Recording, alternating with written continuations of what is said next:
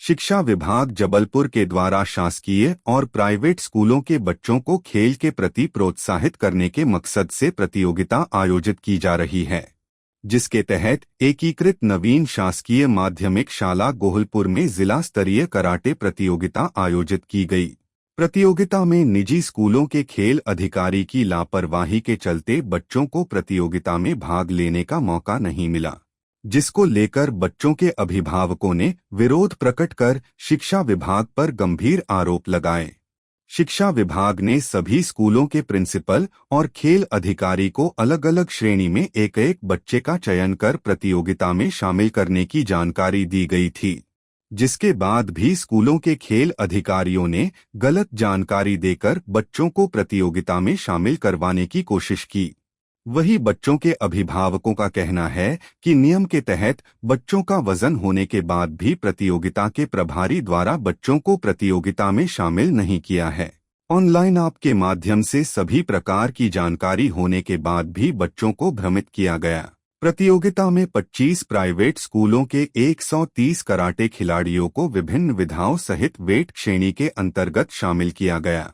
ये स्कूल में क्या है, जो फॉरवर्डिंग का जो सिस्टम है, जो डीओ ऑफिस से जो बिल है, तो ये फॉरवर्डिंग जो इनको पेमेंट करना था संकुल को, पेमेंट नहीं हो पा रहा है। अब पेमेंट जब कल से कर रहे हैं और आज भी किए, हम तो टेक्निकल इशू दिखा रहा है। अब बिना पेमेंट के यहाँ खेलने नहीं दे रहे हैं, उसकी वजह से नहीं हो पा रहा है। आपके बच्चे का नहीं हुआ? आपके हमारे बच्चे का भी, स्कूल के बहुत से बच्चों का है, उनका नहीं हुआ है। मतलब पूरे स्कूल ही जितने बच्चे हैं उनका नहीं हो पा रहा है। मैं जबलपुर रांझी सेंट गैब्रियल से आया हूँ। मेरा बच्चा इस गैब्रियल स्कूल में पढ़ता है।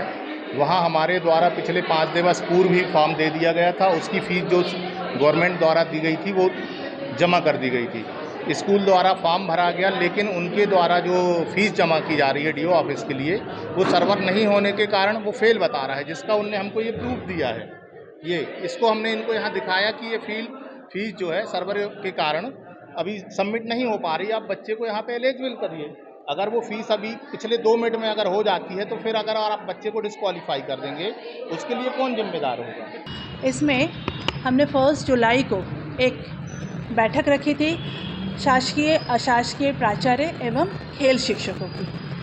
उसमें उनको सारी जानकारियाँ दी गई थी कि इस बार पिछले साल से ही ऑनलाइन रजिस्ट्रेशन शुरू हो चुका था, पर उसमें पिछले साल कुछ हमको छूट मिली थी।